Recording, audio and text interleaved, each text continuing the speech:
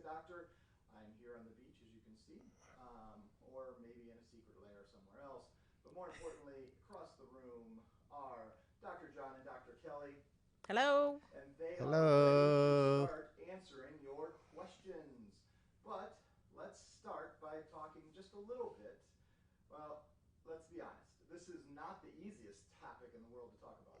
My day job, I spend talking about helping salespeople across the U.S. sell to merchants. I also help others place technology in restaurants. And for my night gig, a little bit of side hustle, we're going to be talking about menopause. So I'm out. You guys talk about it. Well, okay, welcome, y'all. Howdy.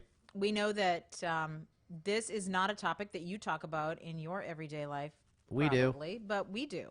And that's what we've done for years.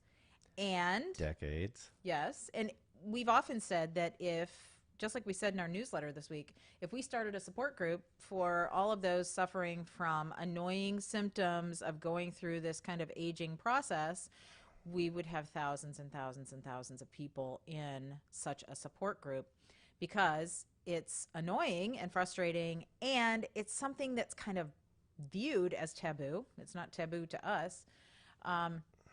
So if you have little ears in your home and you don't want them to be hearing words that we might say tonight, totally your decision. Just make sure that you're in a place where maybe this is So- considered a private conversation. Our kids knew about all these words when they were, Tiny, small. as they would say, knee high to a grasshopper. Well, you would say that because that's an old phrase. Why, thank you, doctor. But it's something menopause, female hormones down there. Body parts that We've sometimes talked about are openly with our children Yeah, for years. We tried not to make it taboo. In fact, we talked about it so much so that when they would have friends over for the night, they would beg, please, when you answer the phone from the hospital, do not say bleep, bleep, bleep. So, or bleep. Or bleep, bleep. so understand that this is normal for us, and So we'll say lots of things that you may go, but you can ask questions, and you can even type words that might make you shudder. You can ask us lots and lots of questions. We can have an open discussion about what menopause, and is menopause really true? Is it a thing? So should we start it with... better be, because otherwise I've got no excuse. Should we start with what menopause is? Yes? Is that a good place to start? Sure. What's menopause, doctor? Okay. So menopause is a time in a woman's life when certain hormone production. The climacteric. Yeah, I hate that word. That's something you say when you're 150 years old. But menopause is a life change when those hormone levels drop very quickly. And because of that drop very quickly, these symptoms are caused, like hot flashes, dryness on skin, but also dryness down below. And I think one of the things that really confuses people is people confuse perimenopausal symptoms with actual menopause. Yes. And they're different. it's No, not- well, you're already talking. I was Yeah. wanted to. So perimenopause means around menopause.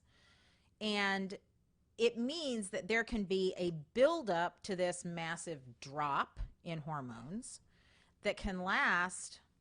10 to 15 years. in Yeah. some people. I mean, you hope it only lasts a couple of years, but in some people it lasts 5, 10 years before you actually truly have reached that bottom level of hormone production. And it's from the ovaries that we're talking about. The ovaries are the things that normally produce those hormones, and that's where that drop occurs. The adrenal glands also produce them, but the ovaries. And the pituitary produces Yes. part of it, but the ovaries are what we're talking about. And that's why surgical menopause is when someone has both of their ovaries removed and they dramatically go through menopause within a matter of hours. Yes. And so they don't necessarily have the perimenopausal changes. They could have already been going through it, But Talk about what some of the perimenopausal changes are. well, perimenopausal changes are what most people associate with menopause. Right. Hot flashes, night sweats, dryness, spacing out of the periods. Having periods more frequent is not perimenopausal. That is an issue. Yes. And that's one of the mistakes people say, oh, my periods are closer together. I'm going through the menopause. No, Yeah, that's that would be wrong. Yeah. Even if your doctor told you that, that would be wrong. The true definition of the menopause, she hates when I put an article in there. I think it sounds like he's 105. The definition of menopause in general is no periods for 1 year without medications or another problem that's causing it, and a follicle stimulating hormone level, That's a or blood test. FSH level, consistently greater than 30. Yeah. So that's a blood test that your doctor might get if they wonder if you're in menopause or not. They might get this blood test called the FSH. The average age of menopause in the United States is around 52. And really? You lied. Yeah. I'm 52. But that's an average. Premature menopause really is once you're past 30. Yeah, I mean, you can have 5. premature menopause in your 30s. Yeah, and that but it's tends to by be, the time you hit 35, it's no longer considered premature if you Yes.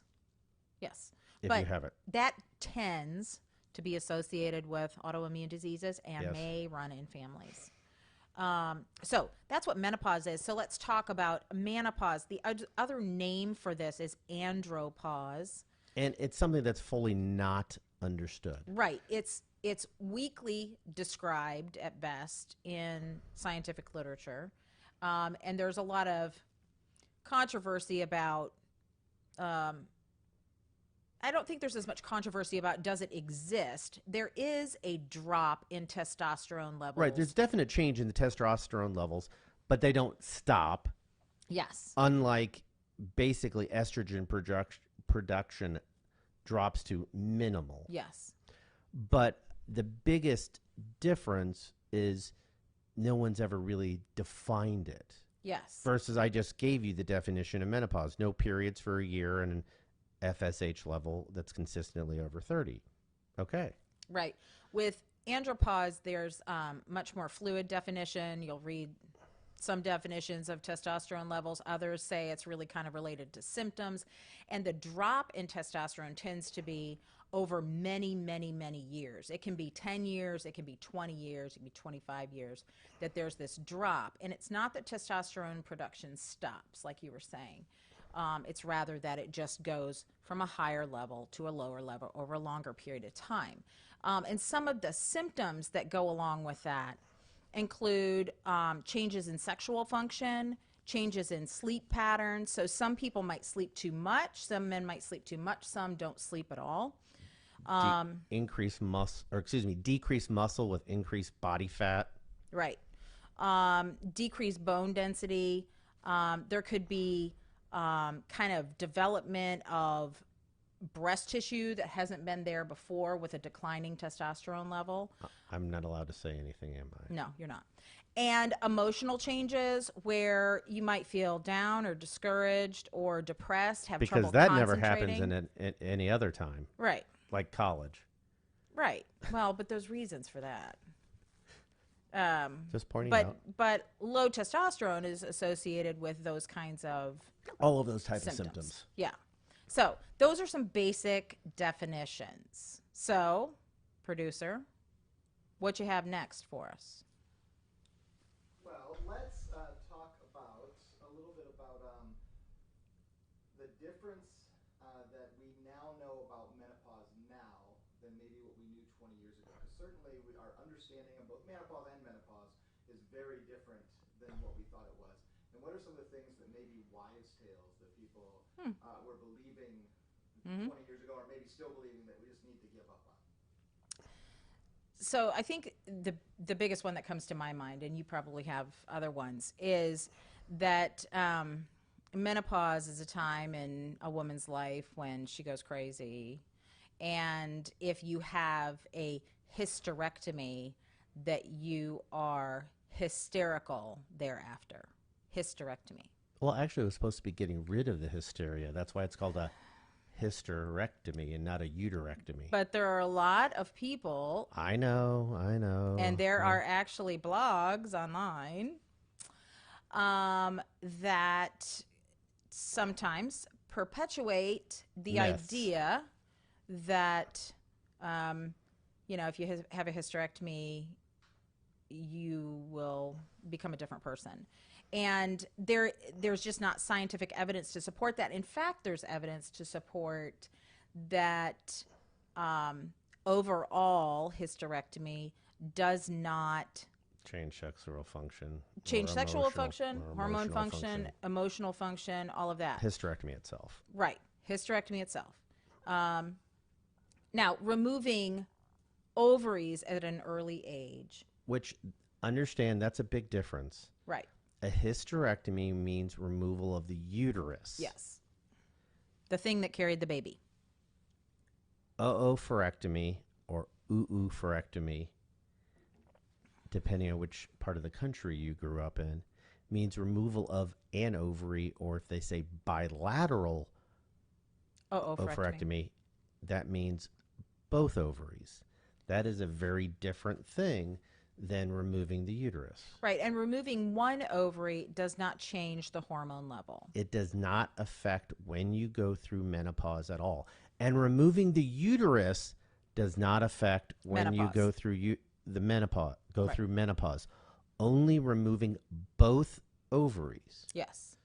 And we've published on it before that often that doesn't even happen when it's supposed to. Right. So I think that, to me, that's the biggest wives' tale, is that somehow it changes people as a person. And another myth that I have been asked by hundreds of patients is, will I become a man? No. Your female parts down in the pelvis, your reproductive organs, don't have anything to do with your chromosomes.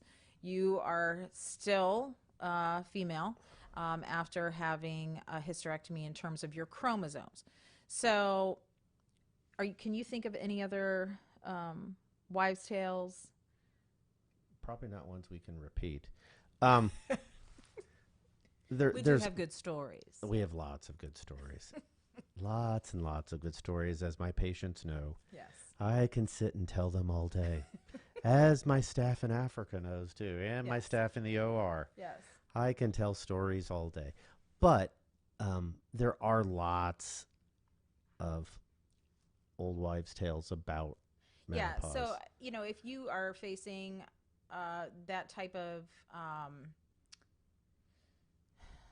transition in life, or you're facing hysterectomy or something like that, make sure that you go to reputable sites and reputable physicians, and not kind because of blog there's also hysteria. a lot of mythology out there about how to manage menopausal symptoms, which we'll talk about. There's lots of mythology that costs a lot of money but doesn't help. One thing we often will get asked by someone who's going to go through menopause naturally is, how do I know what menopause is going to be like and what the perimenopause is going to be like for me? And the answer is, did your mom go through natural menopause? Do you have an older sibling that went through natural menopause? Because your menopause will most likely be somewhat similar to what they went through. Yes. And that's not just because of genetics. It's also because families have a tendency to eat the same things. Yes.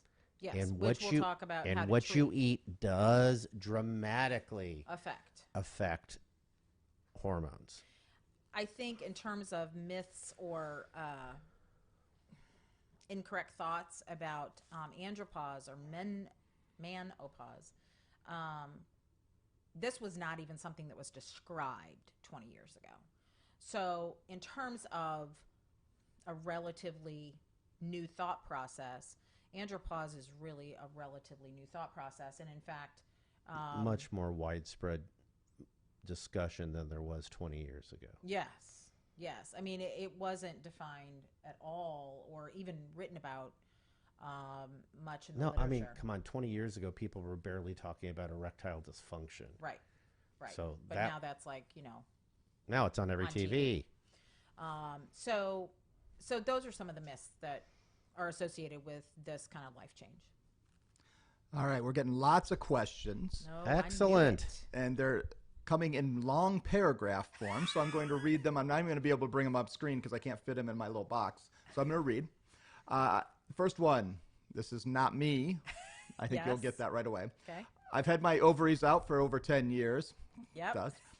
Total hysterectomy. Yep. I had breast cancer, so I have a tire around my waist. Weight gain was quick, and I can't get rid of it. Yep. I don't take any hormone replacement because of the breast cancer. Any advice?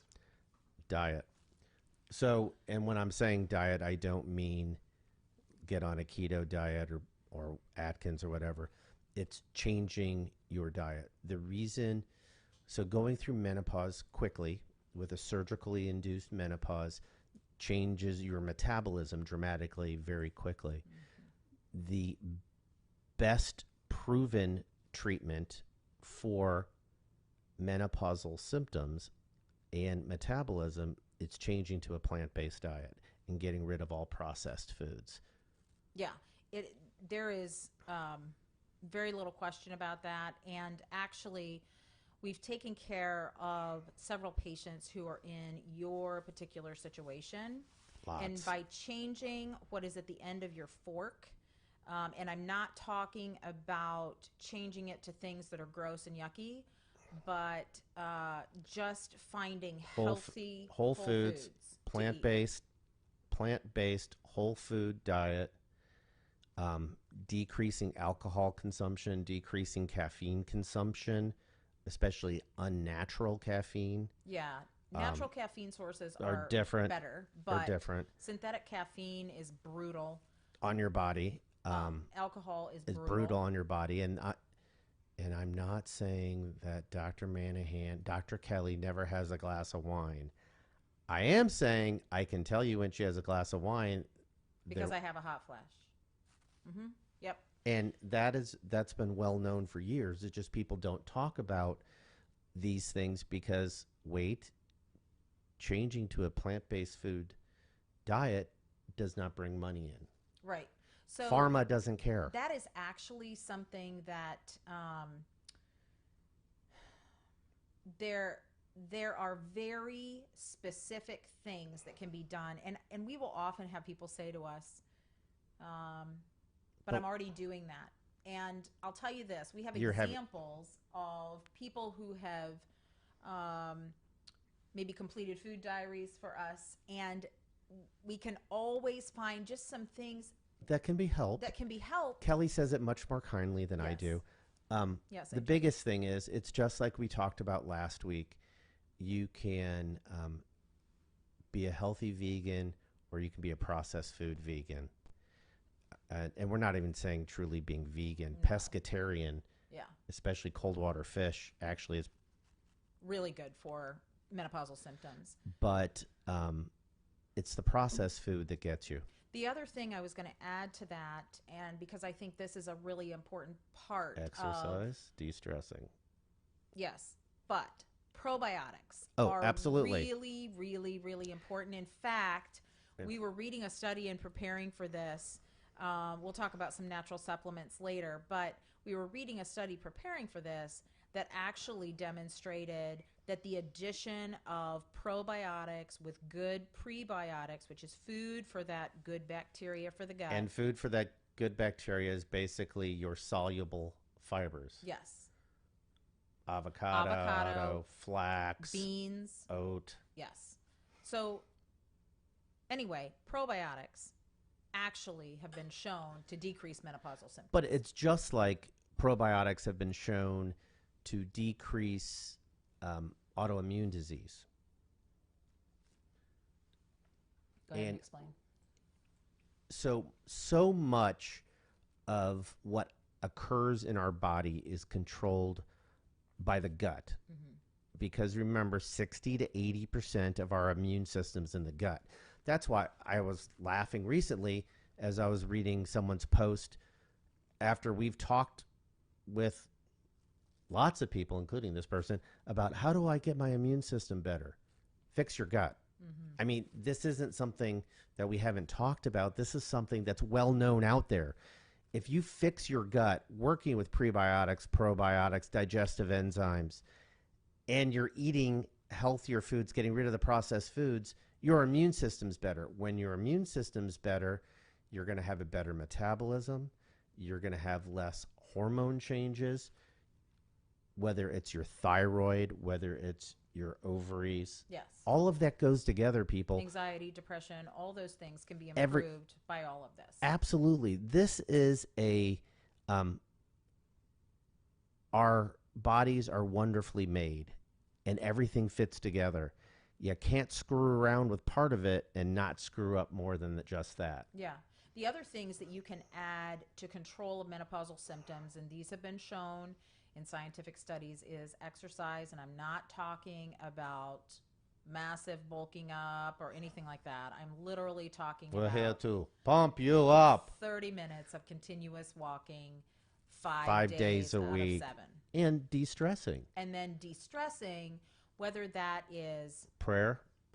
or yoga, Mindfulness. or mindfulness, whatever you want, Kung to Chi. music, Yep. therapy, any of those things. Help menopausal symptoms also. And they've been shown. I mean, this is One of the things that I have found in my own menopausal avoiding her symptoms, husband when there's a bad day. no, is that whenever I am during the day in a moment of what I would not perceive as super stressful, but it's something where there's a Triggers you. surge of epinephrine in my body. A power surge? I will have a hot flash every time. Yep. If I get a I can phone see them call coming. in the middle of the day from a kiddo, from one of our kids, when I'm not expecting it, I will have a hot flash because I immediately have this, what's wrong?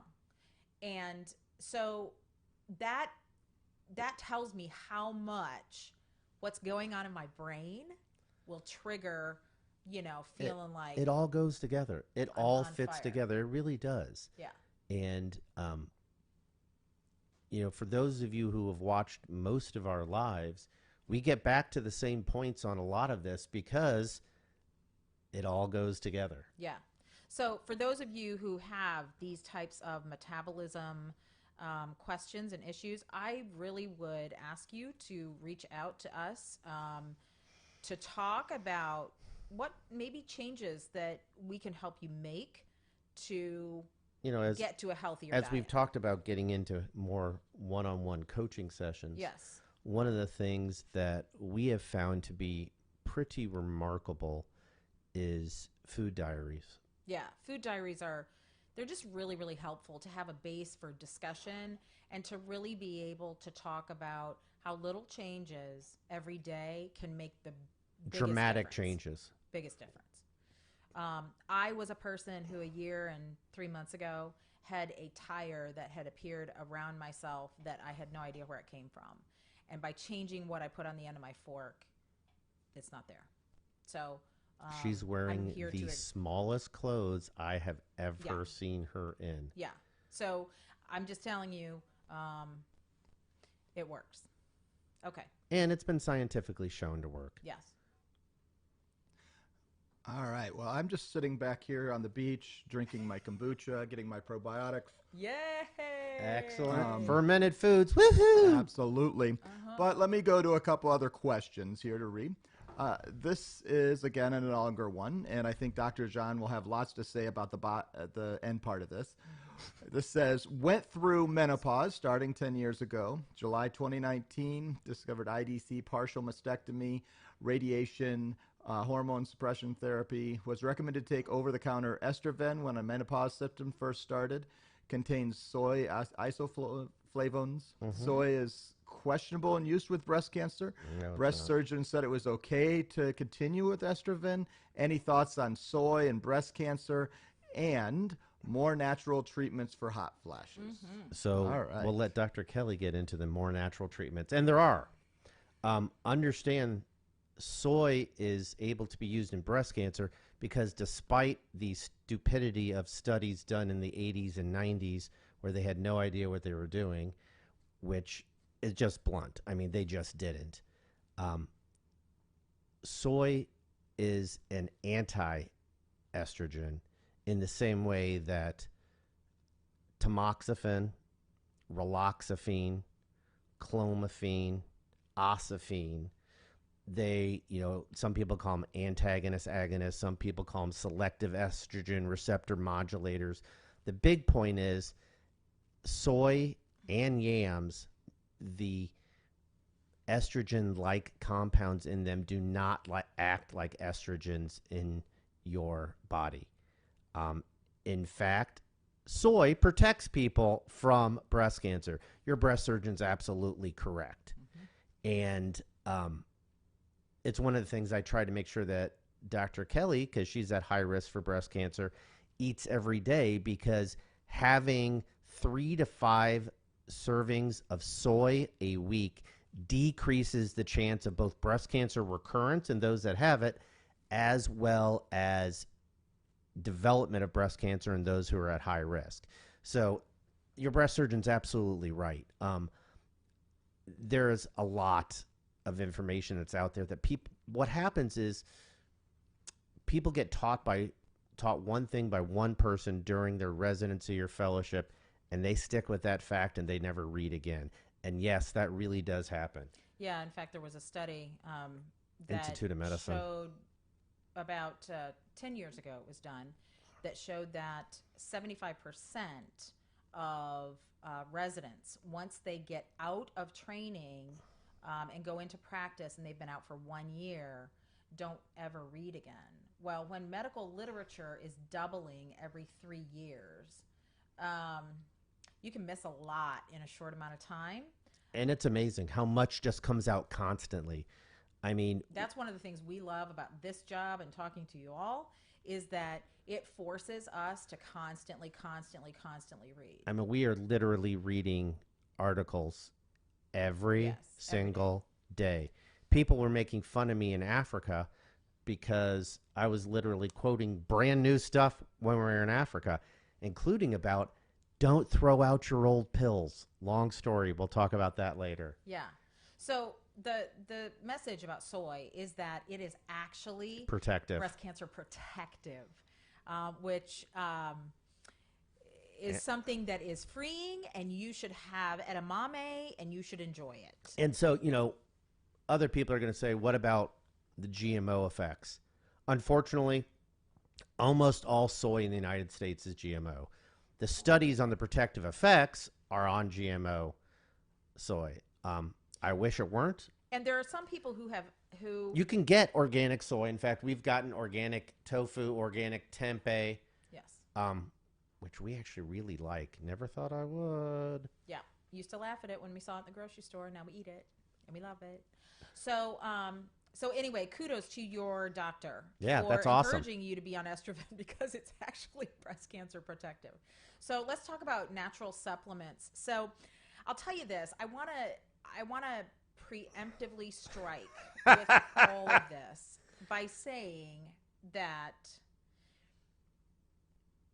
one of the challenges in talking about natural supplements of any kind is that, number one, there are very few studies available on many supplements. And Number two,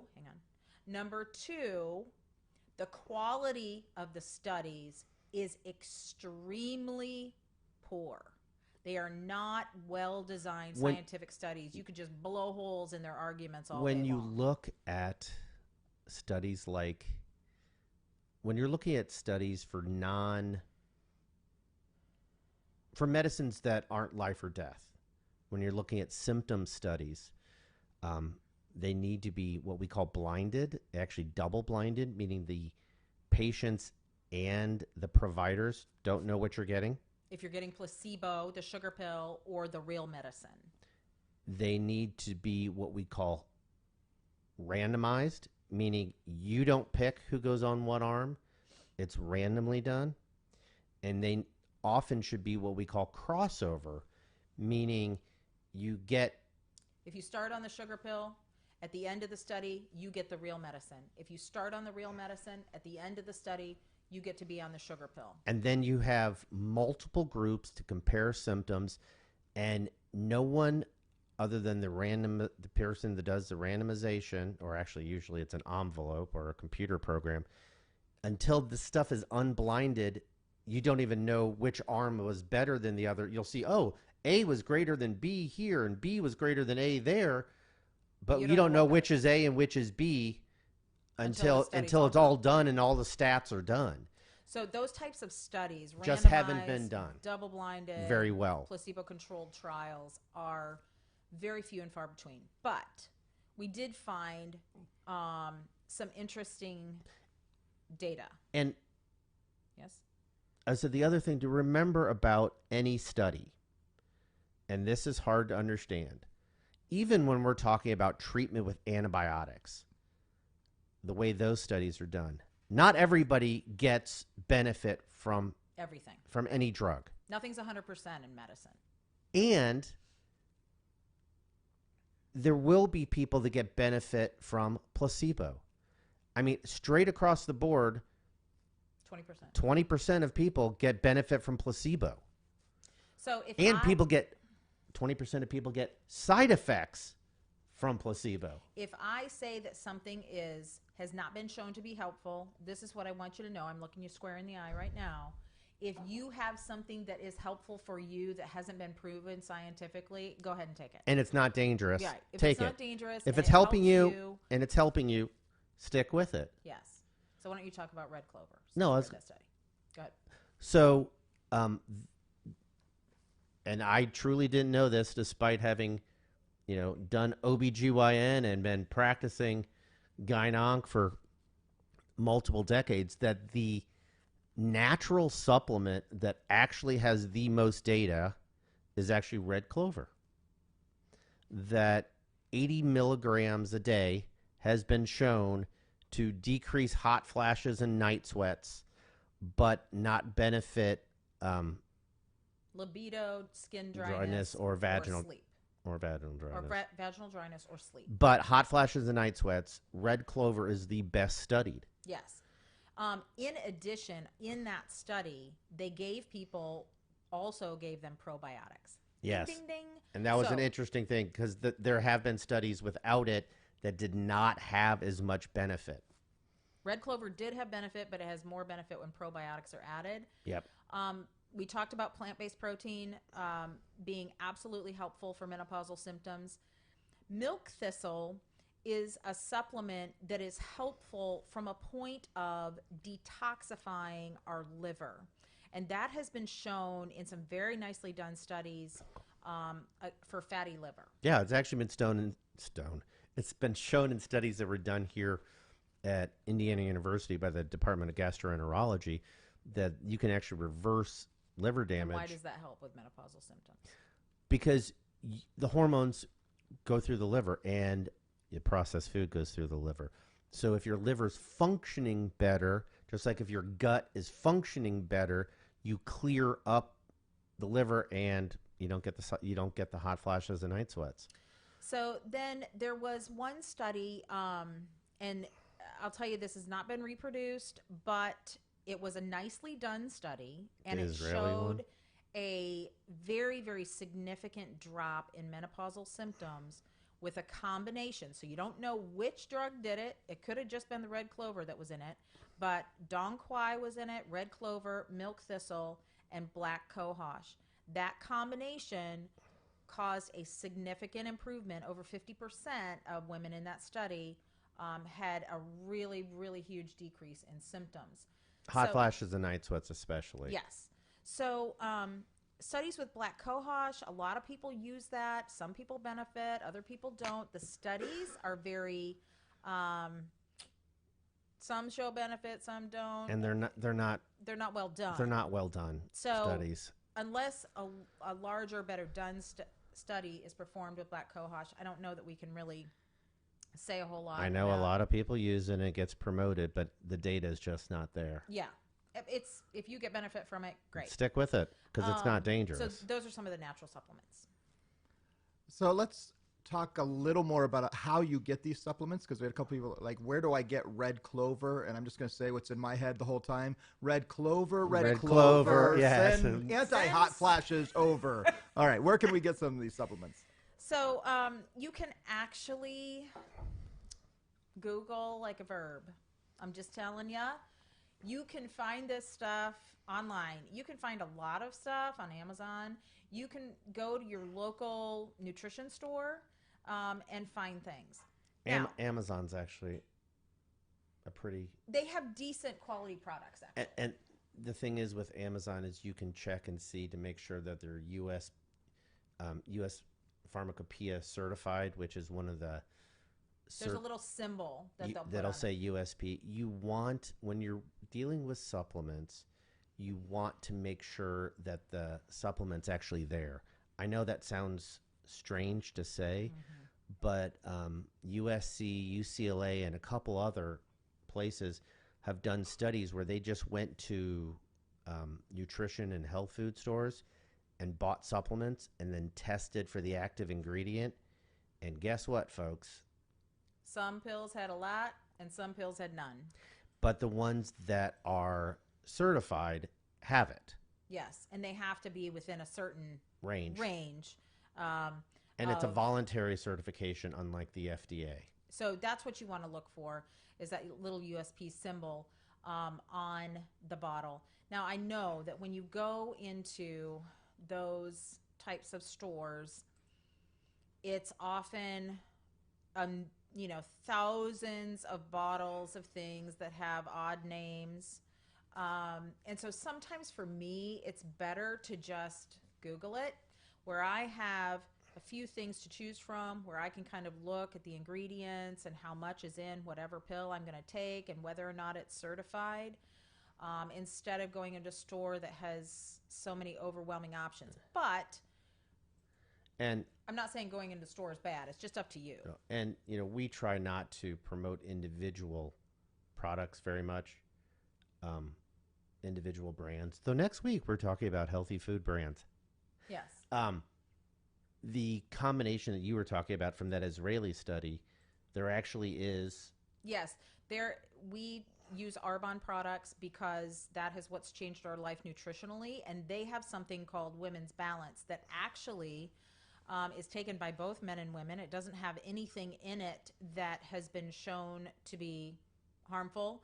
It is not pro-women only. It's However, I'm not, an alto now. I'm just kidding. Whatever. I'm not taking. That was just a bad joke. I apologize. But that combination that is in The Women's Dongquai, Balance, the red clover, the milk thistle. yes, that is actually why they made this supplement, because it was based on this study that showed, it's a study out of Israel that showed a tremendous reduction in menopausal symptoms. And one of the questions that I would have, just being the cynical Skeptic. Yeah, thank you. I like that word much better. The skeptical human being that I can be at times is, why aren't there more studies done? Well, the answer is money. You don't have the big pharmaceutical industry pushing for these studies because guess what? Even though there's lots of money in supplements, the individual companies don't make anywhere near what the pharmaceutical companies. And so to run big studies costs millions. But of also, dollars. I'm going to present another side to that, and that is natural supplement companies often don't want big studies to be done because they don't want increased regulation brought to the supplement world. Yes. Because then that means that those ones that don't have USP approval would have to step Once up you their game. truly claim a health benefit Yes. and don't make it a dietary supplement, Yes. then the FDA gets to jump in. Yeah, and you just don't want that happening. The And- natural supplement world does not. And part of So the you just reason have is, to once look again, for quality. Yes, it all surrounds money, right? Isn't that the world we live in? So what I would encourage all of you to do is, if you're looking for red clover, Google it. All right. Next question.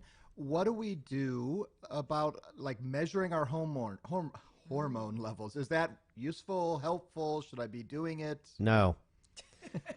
End of story. So All right. if He's going to go on. Don't worry. He acts as though he's just one and done. Don't believe it for a second, folks. yeah, when have I ever shut up that quickly? So measuring postmenopausal female hormone levels is not beneficial. It's done a lot. It costs a lot of money. People adjust the hormones based on it. Wrong. It doesn't matter if you're doing salivary, if you're doing capillary blood, if you're doing serum or whole blood. Those are all different. And if you do them in the morning versus at noon versus at night, they're all different levels. These have very big ranges. The only hormone level you should measure postmenopausally is FSH if you're going to do it to check and see if you are In menopause. in menopause. I mean, I'm not talking thyroid. I'm not talking adrenal hormones. We're talking female hormones. Measuring estrogen and progesterone has not been shown to have one benefit whatsoever. So, and hormone levels have not been shown to be related to symptoms. And what some studies Right, have found, which is the bigger thing. This is what some studies have found, is that when medications are adjusted based upon these Hormone levels hormone rather than levels, symptoms. then you can way overexpose people to hormones that then can lead to really, really dangerous side effects. Absolutely. And, So you know, have to be people very always careful worry that. about estrogenic side effects. Well, guess what, folks? Progesterone actually has A lot. lots of side effects, and androgen, woo! Huge side effects. So that Dr. Kelly's point is huge, that if you are on postmenopausal hormones, they should be leveled based on your symptoms, not on hormone levels. Period. Your doctor may say something different. They're making it up. It is not real. Yeah. And there's lots and lots of there's studies. so much data on it. And I always laugh because we see this all the time from doctors doing it, because they'll have people come in, oh, you have to come in on Saturday morning to get your hormone levels checked. Really, folks? You know, if you're trying to get pregnant, that's something different. Yeah, that's completely different. But in if you're doing terms- for postmenopausal, Yeah, in terms of managing hormone levels, in shouldn't this that kind be of state, managing? That was a good one. On what that, I I'm going to deal take with. over. So, Yes. what about in workplaces? What can employers do to help employees that are going through these changes as we start working So- lots more Oh years? my we're gosh, working that for is- a longer time. Yeah. You have not just hit on a great question. You've hit on an incredible concept that Yes. people don't get. Menopausal symptoms, and we're not saying people going crazy, but Dramatically affect the workplace. Absolute- Dramatic. and amazing effect on female executives. Yes. I mean, without a question. Yes. Where you have to, get up and leave a meeting because you feel like you're on fire. Or because you start sweating like crazy. Yes, I have had to leave patient rooms because I was so hot that I felt like I was going to pass out. And I know we've all been there. And so, I mean, the symptoms are real. I mean, and memory changes. yes, memory changes are huge when you're going through menopause or perimenopause. And so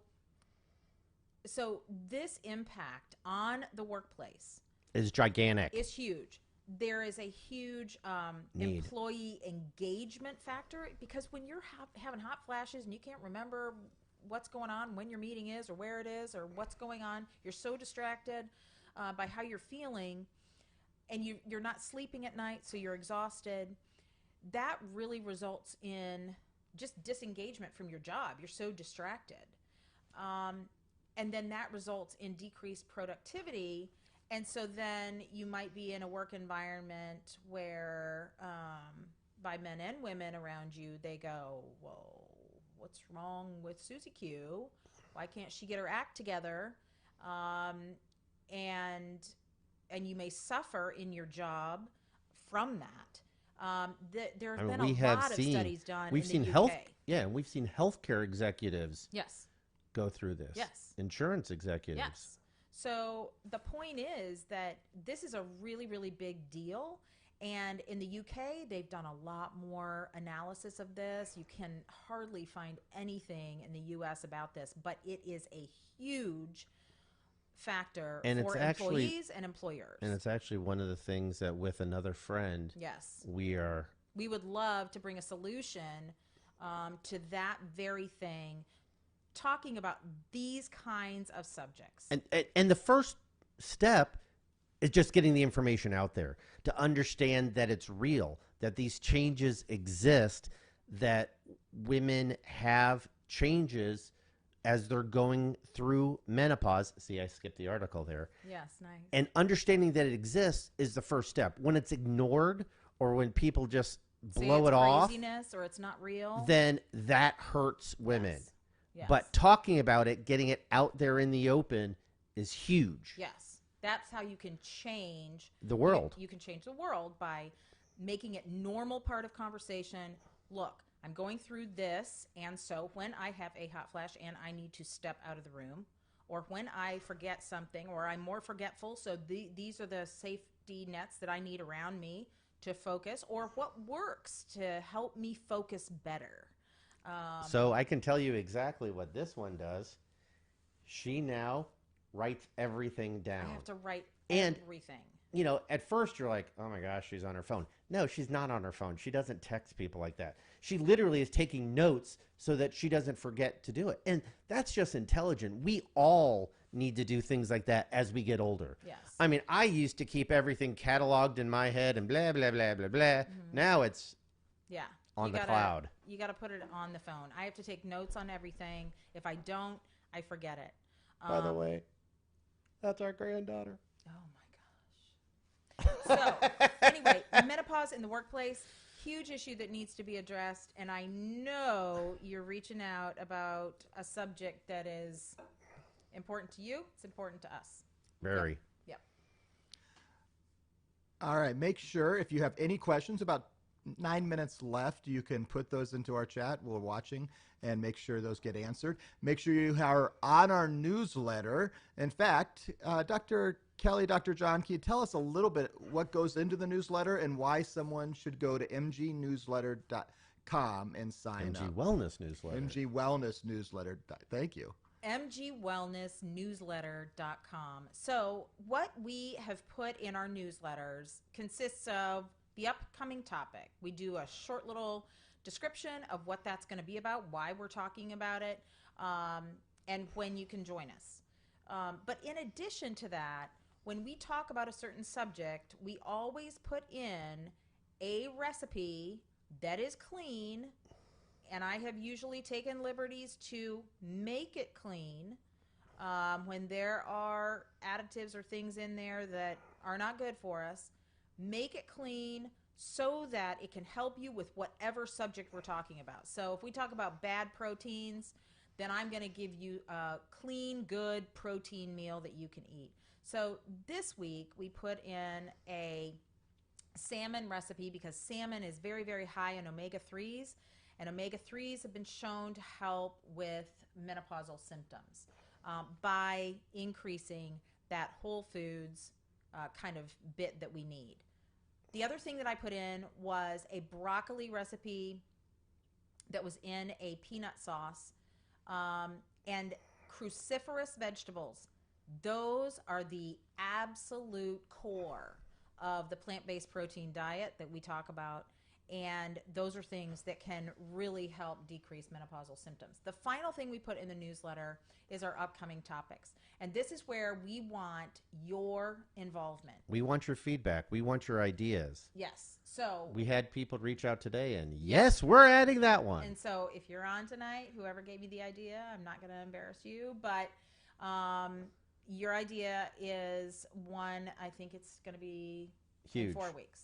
And it's a really, really good topic. So we love when you reach out with topics. And then we had some people last week. I had 2 people reach out with the same topic. And that's actually going to be next week, where we talk about companies that in general really, really try to produce clean food products that you can trust. Because let's be completely honest, folks. If you leave the topics up to me, we're going to be getting down into the weeds about the different, like next week, we could have been talking about all the different types of BRCA1 mutations, or where they occur in the BRCA1, whether it's a ring domain or not, and how much that affects the chances of developing various cancers. See, to me, that's thrilling. To the rest of you, you went, why do you even So next week, we're going to talk about clean food companies. The week after that, we're going to talk about the great controversy about lectins. There's a lot of I'm not going to go into it now. There's a lot of discussion about lectins. We're going to kind of break it down. That's actually a really funny way to say it, because we're going to talk about that. And then the third week, I'll have to go to my mgwellnessnewsletter.com. And in 4 weeks, it's how to read a label 101. Yes. So those are the things that we put in the newsletter. And if you don't come up with more, we'll be talking about something else in John's. No, we're not going to do that. How about the different versions of the Knudsen two-hit hypothesis? What do you think? So what I would like to say is we are going to put links to our previous talks in our newsletters as we go. So that'll add some more jazz to the newsletters. Okay, that's what we got. All right, so certainly right now there is one big health news story that is, in fact, since I've been sitting here, and if you look down your phone, more cases of the coronavirus, of COVID-19. So we've had several people ask for you to weigh in on where we are, what do we know, and what concerns should we have when it comes to that. Just to go through the basics without getting into, conspiracy theories and all of that stuff. You're not. Dane, if you're on, I'm thinking about you. Go for it. So, what we know. Coronavirus is what they call a beta coronavirus, or a beta virus, that is related to SARS, respiratory virus, and MERS, Middle East respiratory virus. It is fairly contagious. Mm-hmm. It is not the super high end, but it is pretty contagious. The big thing and the fear that people have, remember, at this point, these are all rough numbers because they change in a minute, somewhere around 2,500, 2,700 deaths worldwide. It sounds like a lot, but remember how many people have died from the flu this year? Around 41,000 so far. Coronavirus, the death rate in Wuhan, where it was first found, see, I said found, where it was first found, was about 2 to 4%. That's 2 to 4%. The death rate from influenza B, which is the normal flu that we're dealing with. Influenza A is H1N1. But influenza B is about 0.001%. So, for instance... So that puts it in perspective.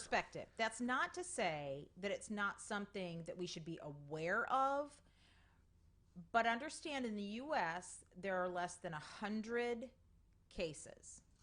And they are quarantined. Now, I understand that there are people that are traveling in and out of the country, so on and so forth. So while we should be aware, We don't need to go crazy. we should not be panicked. And the CDC, their goal is to keep us on high alert, and they're going to be overly cautious, and that's their job. That's what they need to do. And we should follow their guidelines. Washing hands is really, really, really, Washing really important. hands with soap and water for at least 20 seconds is key. Sneezing into Kleenex or tissue when possible and throwing it out and then washing your hands, key. If you can't, cover with your elbow. But alcohol wash for your hands. Thank you. Alcohol wash for your hands, that's at least 60% alcohol, which most are, is beneficial, but washing your hands is actually better than the alcohol prep for this certain thing. As Dr. Kelly said, it is not to say that it's not a big thing. It is. It's just that there haven't been nearly the number of cases this year or deaths that people forget about the flu. Yes. 41 million cases of flu, 41,000 deaths. Yes. So, and most of those, not all, but most of those deaths occur in people who the extremes are, either very, very young, which is always just horribly tragic, or elderly, or those who have weakened immune systems.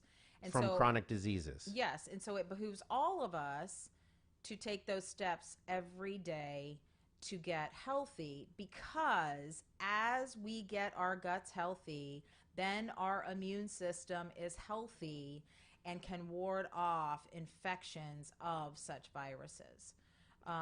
That is really how we can combat this. Absolutely. And not panicking. Yes. Being intelligent, washing your hands, not panicking about it. And if you have trips that are planned to areas that have a higher risk of this, reconsider that. Follow what the governments are saying about advising trips to those areas. 'Cause right now, the biggest, from when we were just looking at the CDC this afternoon, China, Korea are the highest risk. Italy and Iran. Yes. I don't think there's a lot of people traveling to Iran from the U.S., but I could be wrong. There may be back and forth, yeah.